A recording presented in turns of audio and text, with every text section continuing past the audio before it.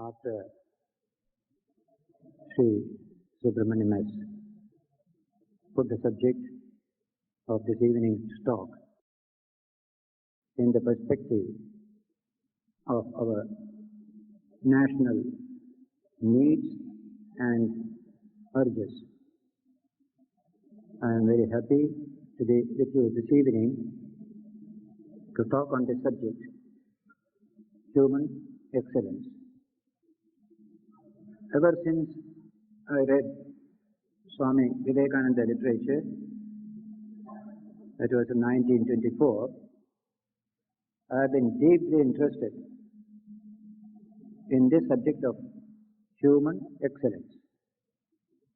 Swamiji stresses it again and again. And therefore, in 1967, I was to go to Bombay to give the convocation address to the Tata Institute of Social Sciences from Calcutta. Then I got a letter from Bombay from an institution which calls itself Indian Centre for Encouraging Excellence. Will you please come and address our group in Bombay? We know you are coming to address the Tata Institute's convocation. That letter I received in Calcutta. I was immensely happy to know there is such a thing as an institution in India for encouraging excellence. I immediately replied, yes, I will come, and I shall speak on human excellence, answer questions, and enjoy the whole thing because that is my life dedication.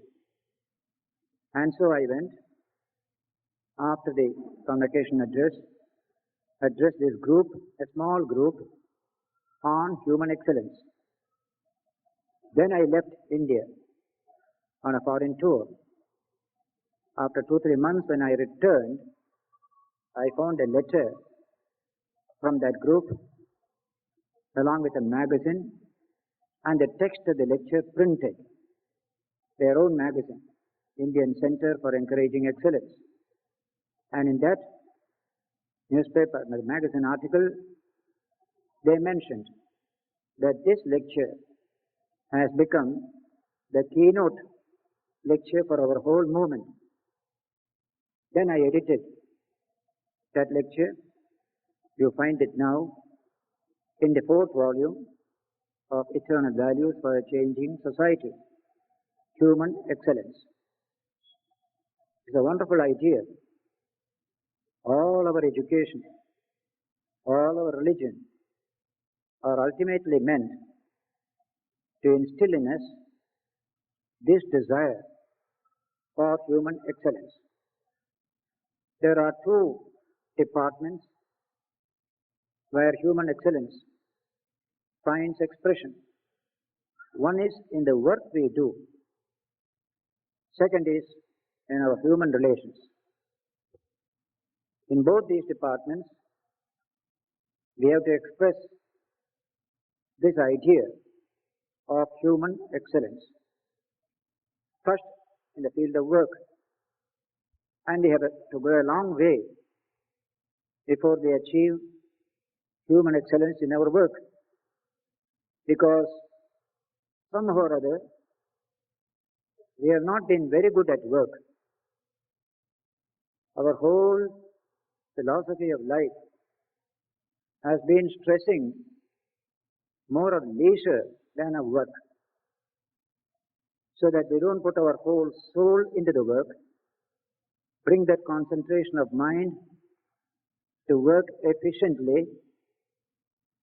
We are sometimes absent-minded when we work. Therefore, work excellence has not yet come to many people in India.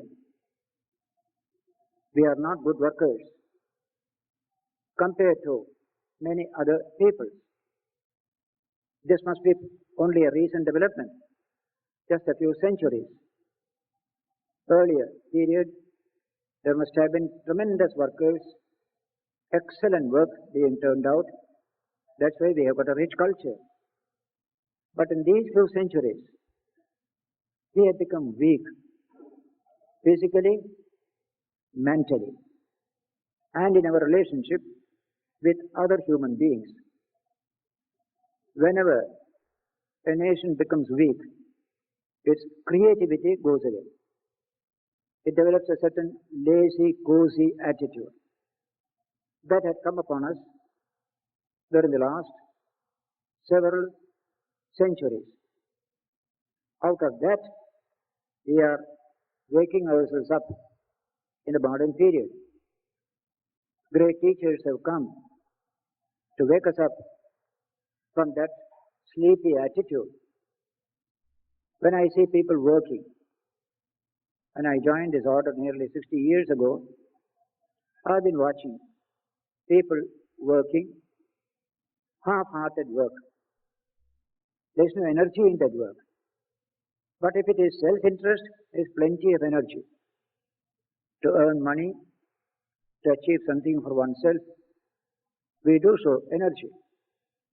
But if it is public purpose, all our energy goes away. All our interest also dries up. So I have seen people working in a half-hearted way, never doing the work thoroughly. The result is, you cannot trust each other. If you send a radio for repair, you will get a big bill, but the radio in return will not work at all. So many such slipshod type of work we do. What is the reason for doing such things? First of all, we don't have that enough self-respect and faith in oneself. Swamiji spoke highly about this quality. Have faith in yourself. Atma Shraddha. I can. That attitude that brings out the best out of us.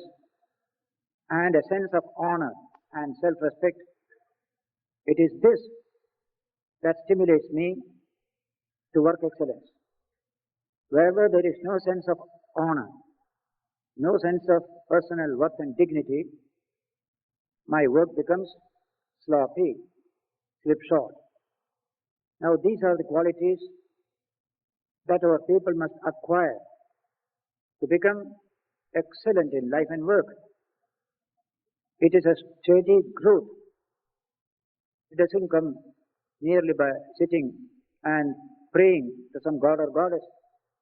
In our work we have to show this capacity to express our whole soul in that work. There is a soulful work that alone can become excellent.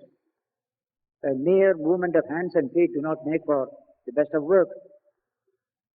When Swami Vivekananda said, if you can prepare what they call in North India the chilam, that hookah, there's a way of preparing a hookah, how to put that tambak in it, how much water to put inside, is very carefully to be done. If you can do that well, then you can do meditation also well. In small actions, you show your excellence. Then you show your excellence in big actions. We neglect the small and we never achieve the big because we think, in these small things I can be careless. I will be careful when the big things will come. Neither here nor there we become excellent. So Swami Vivekananda said, even the little things that you do it with a whole concentration. Your whole mind must be there. Then only work becomes excellent. That teaching came to me quite young. Therefore, when I was in Mysore, cooking in the kitchen, for example, for 6 years, washing the dishes, that philosophy always prompted me for excellence in the kitchen. Everything must be clean, timely. Of course, what you cook must be tasteful. That's called excellence in cooking. I took that message into the kitchen because Swamiji said it. Sweeping I was so particular that when I sweep a floor, it must be clean. Nothing should be scattered here and there. Sometimes I watch in the airports, that lady comes to sweep there. Her mind is nowhere there. In her salary only, her mind is. So you can see the dirt is still there. But in the Western countries, I didn't see so. They are sure to see that a place is clean. What is sweeping for? To make the place clean. We do it more as a lazy work without caring to see the result of that work. What a long way we have to go before we achieve work excellence. This stress on the little things that you do, nobody is watching you, and do it well. That is the foundation of all greatness. Swami Vivekananda has given one criterion of human greatness. He says, in the little things that you do unobserved by anybody else, if you are excellent, then you are truly excellent. When people are watching and prodding you and you do well, that is not a true test of excellence. Nobody is watching you. What you do in the most private aspect of your life, there if you are excellent, you will be excellent everywhere. He gave an example. Any fool can stand on the platform, deliver a lecture. If 1,000 people are going to clap hands to praise him, then he gets great enthusiasm. Nobody is going to watch you. Nobody is going to clap hands. Can you still speak well? That is your real standard of excellence there. So one such guidance Swami Vivekananda gives on the subject of excellence in work to all our people. Unnoticed, unobserved by anybody, are you doing your work well? Is it well done? That must be our consideration. The humblest of work, washing a vessel, making it clean. What is washing for? To making it clean. Is it clean?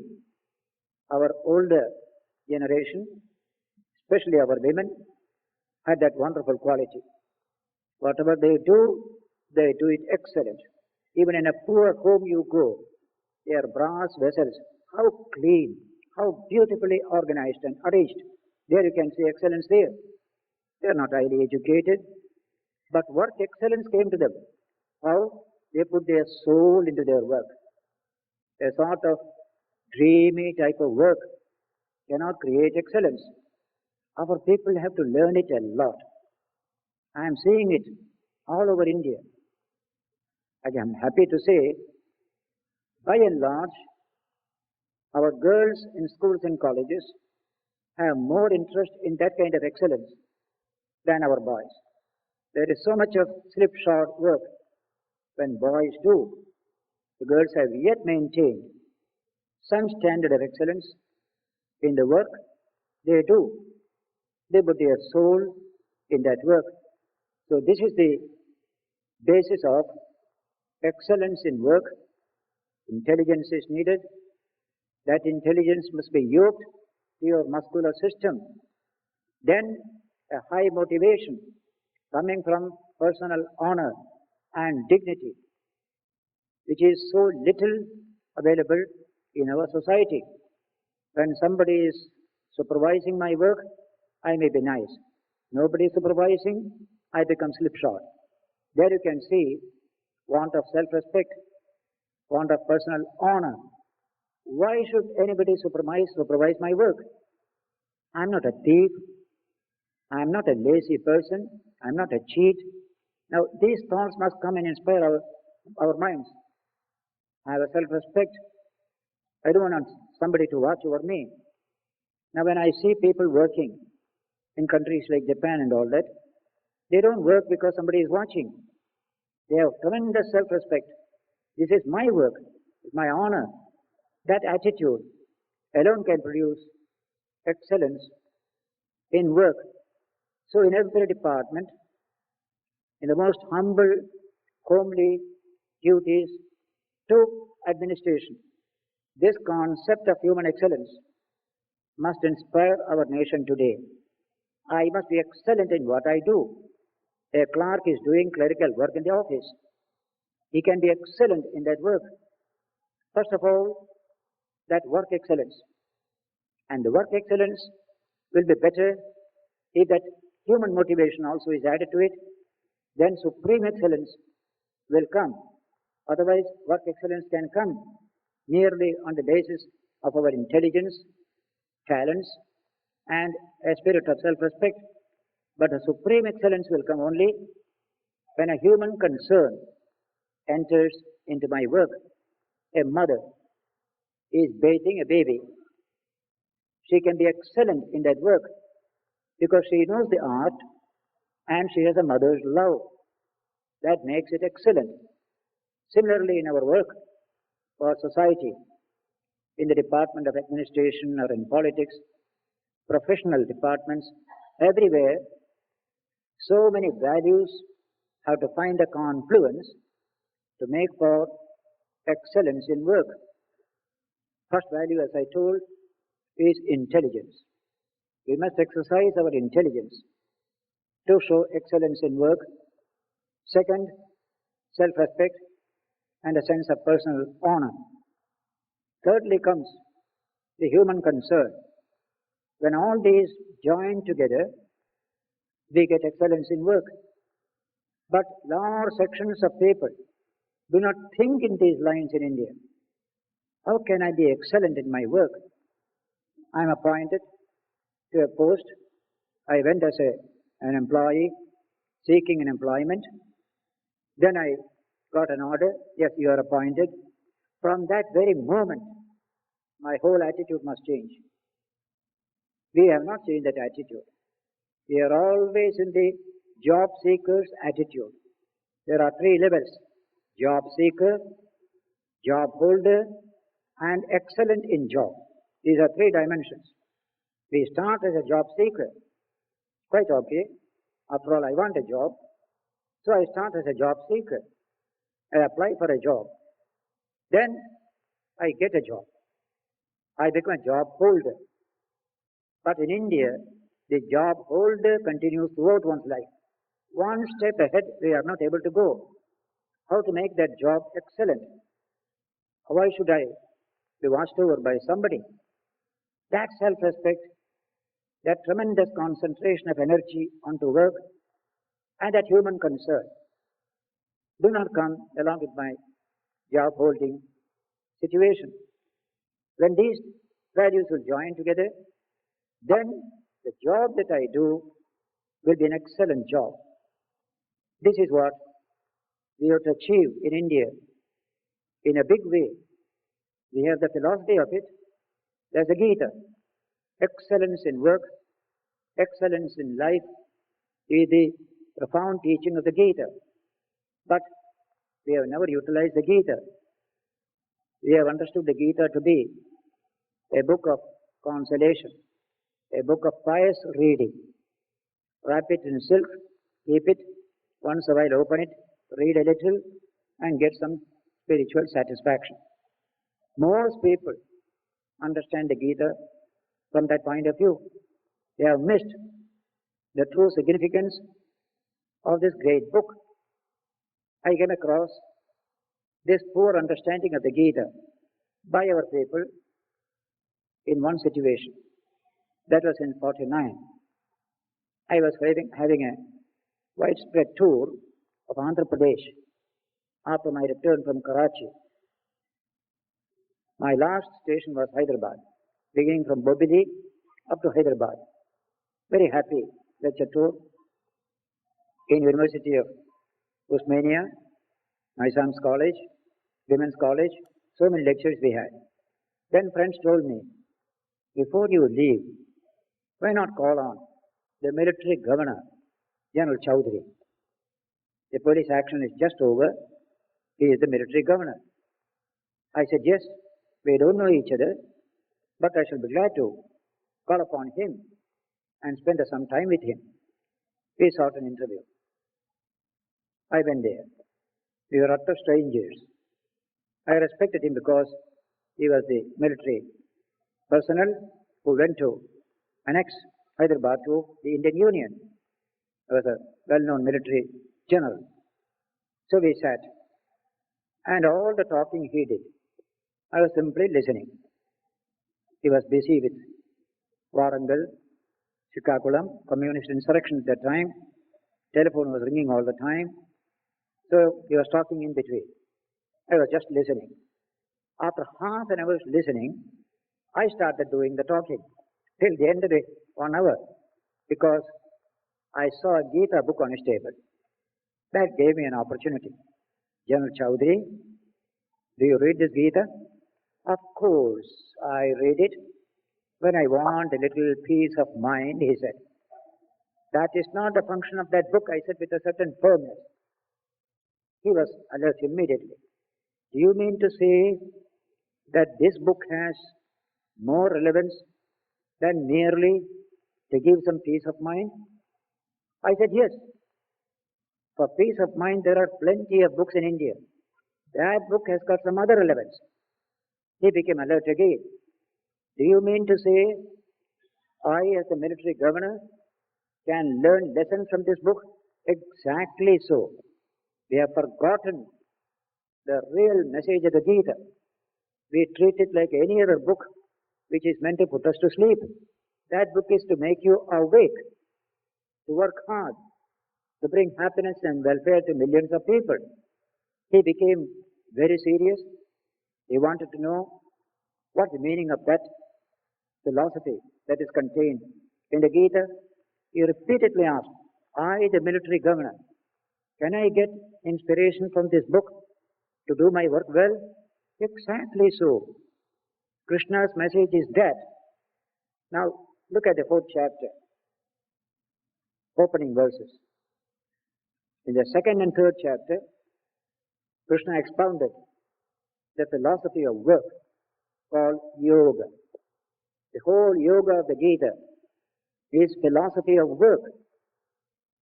After expounding it, in the 4th chapter, how did Krishna begin? Krishna says, Imam vivassate yogam proktavan aham avyayam vivaswan manave praha manirikshvakave abhravit. First 2 verses. This great yoga, in ancient times, I taught to Vivaswan. He taught it to his son Manu, Manu to Ikshvaku. Then the 2nd verse says, Evam parampara praptamimam rajarshayo viduhu. This dharma, this philosophy, this yoga was coming by a succession of teachers and students. Parampara praptam. It was known to Rajarshis. See the language there. Who is a Rajarshi? Rajanascha, te Rishayascha. Rajarshihi. They are both Rajas and Rishis in one. Raja means sovereignty, power in the hands. Rishi means using that power for the good of the people through that spiritual, humanistic motivation. This was known to Rajarshis through a succession of teachers and students. Then Krishna says, Sakale neha mahata yogo nashta parantapa. Arjuna, in course of time, this profound yoga became diluted until finally it was lost in the society. That's the language. Yogo nashta parantapa. I often compare what you call religion in India in the last century, like the milk in the market. 90% water, 10% milk. That is what they call yoga in India. Weakness, no capacity for work, no human feeling, and yet we are very pious and religious. So Krishna is saying there, Yogo nashta parantapa, sakale neha mata. In course of time, we watered it down. Then finally, what you get is mostly water, so little milk in it. Even a Pandit understands yoga as going to Haridwar pay 5 rupees to a panda, catch hold of a tail of a cow to go to heaven. Even a pandit will do that. That is all the idea of religion. So what Krishna says is perfectly true. But Shankara's commentary on that is simply marvelous. He says, how was this yoga lost in society? What's the reason for it? The answer, Durbalan, Ajitendriyan Prapya, Yogo Nashta Parantapa. When this yoga fell into the hands of weaklings, Durbalan, no physical strength, and Ajitendriyan, no inner self-discipline, into their hands the yoga went, and they started diluting it. They can't rise to that level. Ultimately, it was lost. Krishna taught it to men handling power. See the language. Those who handle power. The father handles power. Mother handles power. That minister handles power. That clerk handles power. Even the constable on the street handles power. Krishna wanted to give all of them a philosophy by which they will handle power in the best manner possible to produce happiness and welfare in society and to achieve one's own spiritual growth as well. That's the nature of work as taught in the Gita.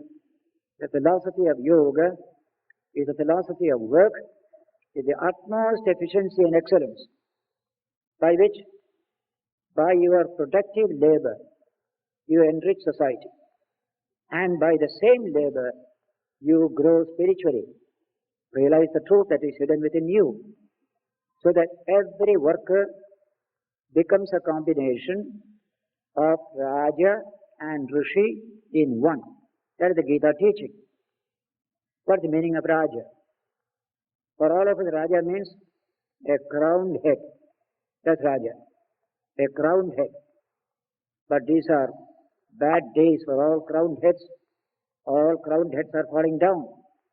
It was said when Farooq was ousted by Nasser in Egypt, he went to Italy as a refugee. There he made a remark. These are bad days for Rajas and crowned heads. All will go, except 5. 5 will remain, he said. Which are the 5? The king or queen of England and the 4 crowned heads in the playing cards. They will remain. All the rest will go, he said. So we can see afterwards, Iran has gone. Many others have gone. So it is not that meaning. The word Raja, Rajate, Virajate, those who handle power, that is all it means. The American president is a Raja in that sense. Compared to all the petty Rajas we had in India, what energy he is holding, what power. So he doesn't wear a crown at all, and he has to go after 5 years.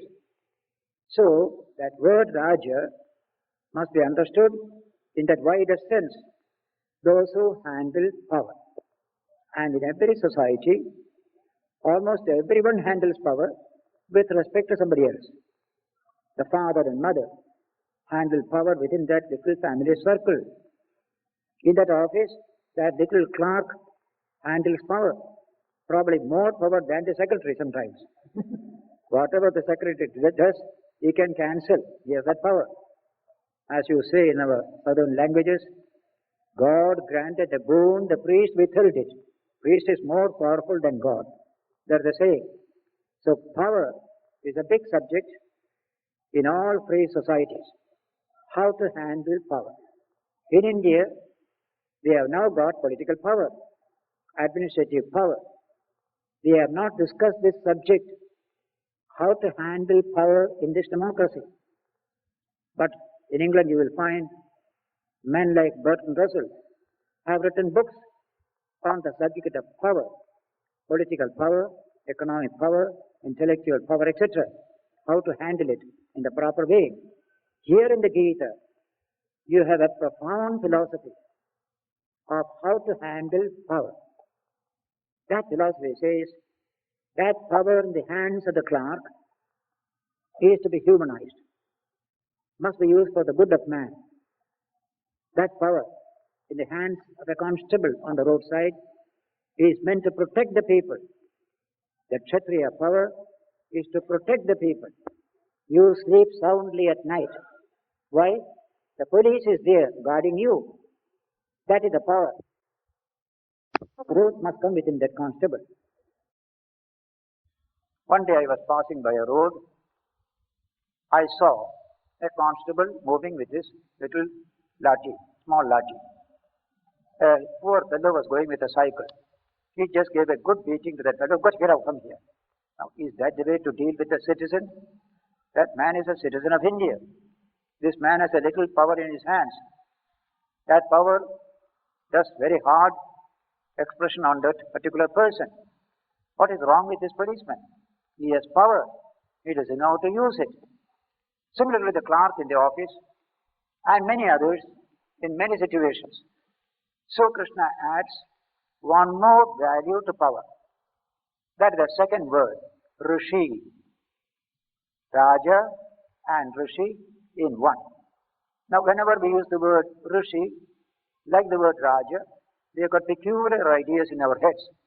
First of all, you must have a long beard, then only a man can be a Rishi. In our minds, these are the picture. Forget all this. A man like Krishna is not going to mystify these beautiful ideas. He is a great Kshatriya himself. He is teaching another Kshatriya. He is giving a profound manly message. What does Rishihood means then? One who has grown spiritually a little, by which he can become human. He can humanize that power. So Rishi and Raja must go together. A Rishi has no power. A Raja has no spiritual growth. We have both types in India.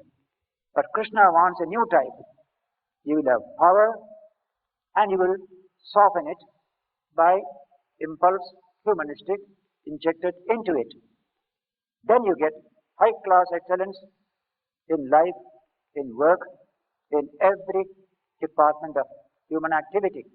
So, Rajanascha, te Rishayascha.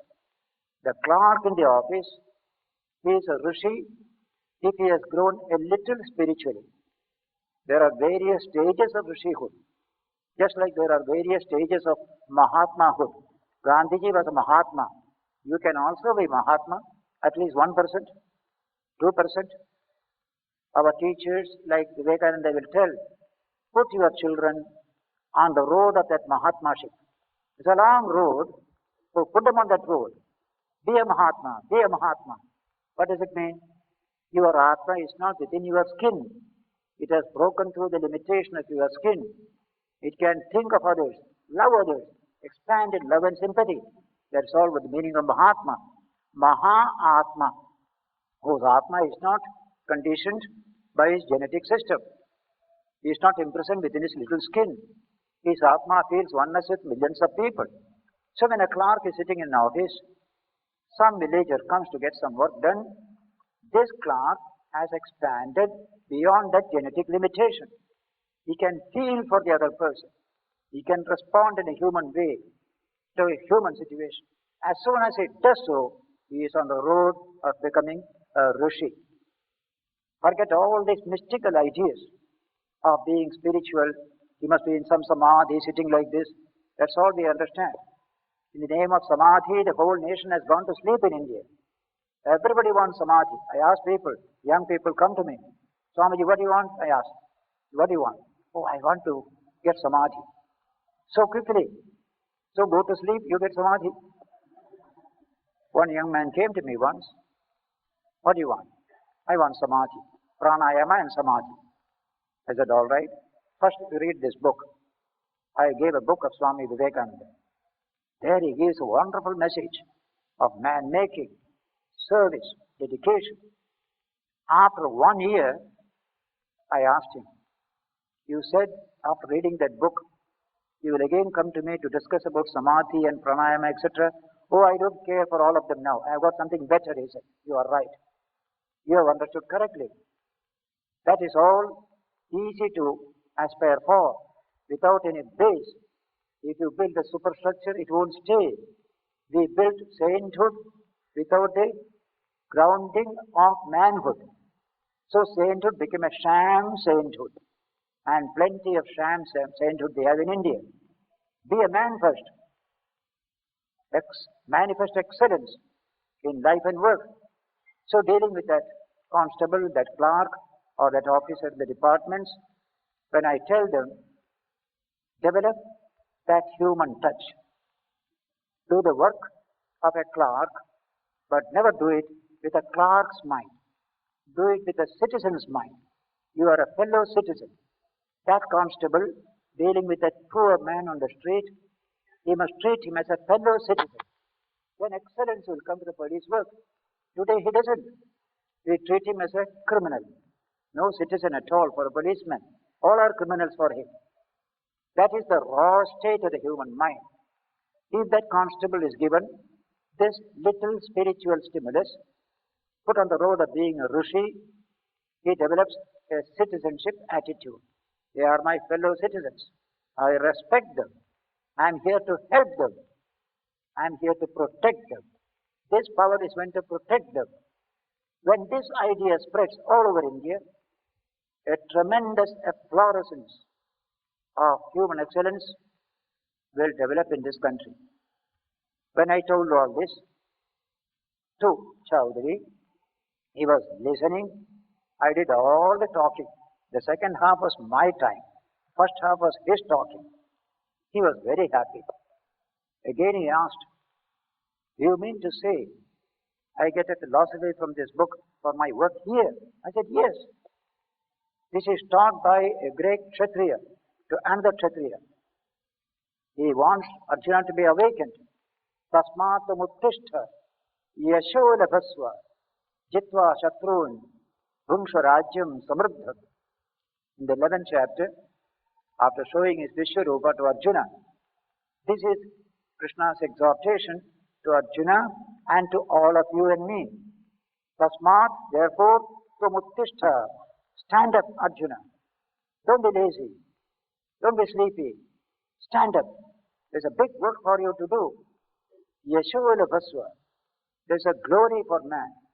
Acquire that glory. That glory is not there in us as human beings. When 300 million people are poor and backward, many are illiterate, many are suffering all sorts of privation, can we say India is peopled by men and women? Not at all. We are not men. Let me quote the French author Victor Hugo. He said, we are not men. We are only candidates to humanity. People in India today are candidates to humanity. We have to achieve that humanity, that manliness, that excellence of human life. Krishna is saying that if people are starving, animals are starving, what does it show? India is not peopled by human beings, not men and women, 1/4 men and women, fractional men and women.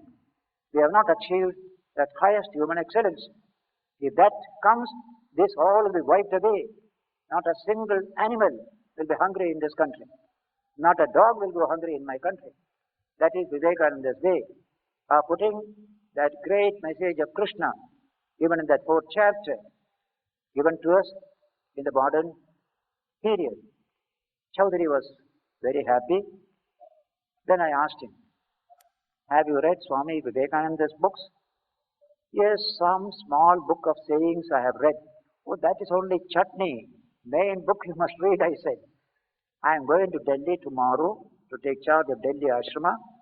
I will send you a book of Vivekananda, provided you promise you will read. I don't want to waste a book. He promised, I shall read. Then I took leave. He was all kindness, all that coldness which we had at the beginning, all vanished. Very warm relationship came. He took me to the car, put me in the car, then I took leave. I went to Delhi. I sent him the book, Lectures from Colombo to Almora, Vivekananda's famous lectures, which has created modern India, the modern conscience in India, which has turned out batches of patriots who fought for freedom. That's the nature of that book. Lectures from Colombo to Almora. 5 of the most brilliant lectures were delivered in Madras. Man-making, nation-building, hard work, wiping the tears from the eyes of people. All that constitute human excellence, you find Swamiji conveys through that great book. A book, along with other books like Letters, Brahmachari describes in a wonderful sentence in his life of Vivekananda. Vivekananda's words are great music. They are like Beethoven's symphonies.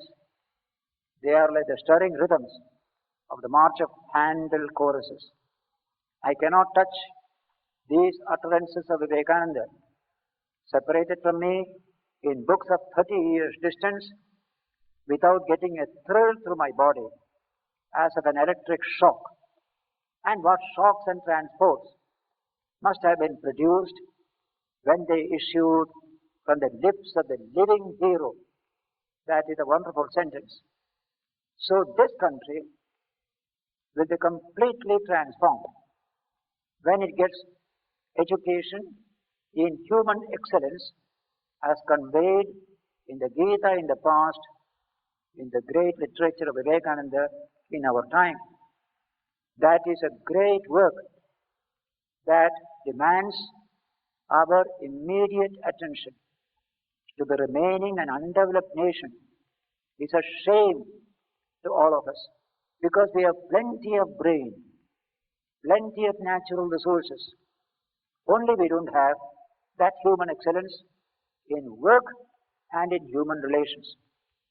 Human relations is a big field of activity. To respect the other individual, that constable, respecting that simple, humble person. All over India today you can see, whether it is the power of a constable or the power of an officer above, they all function to protect the rich and the top. The poor has no friend anywhere. Universalities. That shows our slave mentality. The slaves are always kowtowing to the people at the top, and they suppress people below. When we cease to be slaves, when we become truly free, we develop the highest excellence, then we shall become the friend of the poor, the strength of the weak. Today we are not. We are not the strength of the weak. The poor and the weak have to go to the wall. The rich and the powerful, they win everything. The most atrocious situation in free India today. What a tremendous human transformation has to come before we can become a free people living in a free nation. There was a rose show in Hyderabad a few days ago. About 5,000 people had participated. We have a Japanese sadhu in our center. Very nice sadhu. We call him Satyalokananda Partha Maharaj. Now they see things from their point of view. We see things from our point of view. What doesn't jar on our minds, jars on his mind. Englishmen, American, Japanese, they are free people. So they see things quite differently from what we see. For example, apart from this story, I am telling another story, which I have mentioned in my lecture on human values in management. One Japanese came to Bombay. He went round and he found everybody wearing a wristwatch, including rickshaw pullers, all have wristwatch. He comes from Japan and he told his friend, Indian friend, we in Japan produce for export because we have to strengthen our economy. We don't consume all that we produce. We have to export. So all our watches we export. In my house there is only one clock. All have to go by that one clock. In India everybody has a watch. Everybody, even the poorest, have a watch. That is first part of this remark. The second part is the most beautiful part. And he says, they all have a watch and nobody is punctual. It is only for show. status, show. We can't understand that at all. See how a free people will remark, how they react to human situations. A wonderful remark it is. For show a watch. It is for punctuality. I must go to my office in time. That's the purpose of this watch. We never used it for that. We are always late to office, except during the emergency. Then everybody was in time. Because the danda alone can make us work. That shows we are slaves. If you are free people, we don't want any pressure from anybody. We know our value. We have sense of dignity and worth. That spirit has to come in all departments of life. So coming to the Rose Show, it has a profound message to all of us in India today. How to get out of this feudal outlook. Develop a free democratic outlook. That's the lesson coming from that incident. This Japanese friend, Sadhu, went to that Rose Show. He found one gardener has created a beautiful arrangement of roses there. But the prize was given to the master of the gardener. She has done nothing, but she was a big officer's wife. So all the prize goes to her. The man who did it, nobody respects. Japan, it can never happen, Swamiji, he told me. The one who did it will get the prize. But in a feudal India, the one who managed it above will get all the honor. He gets only labor, nothing else. That is India. Where is excellence here? Where is human excellence here? I may sit on a whole big throne, but there is no excellence in me. My feet is made of clay. That is the type of human beings we are, living in high style, high position. All the good work is done by somebody. I take all the name for myself. Even in scientific research, the juniors do good work. Sometimes the senior will take all the result for himself. That is our country. In that country, the most important subject today is human excellence. Both with respect to work and the other with respect to human relations. That is a profound theory, a profound philosophy of action. The Gita has given it. Swami Vivekananda has given it. And what we need today is to think in these ways. How to combine power with that spiritual humanist motivation. This is a constant idea in the Chinese philosophy. This word, Rajarshayo Viduhu, appears also in Chinese thought, what you call Taoist thought. Exact rendering you can get there, where they will say to everyone, not to merely kings or big ministers, etc., to everyone, can you combine kingliness outside and saintliness within? That combination must come. Be saintly within, be kingly without. Without you are handling power. Within you are humanistic, you are spiritual. Therefore you combine these two.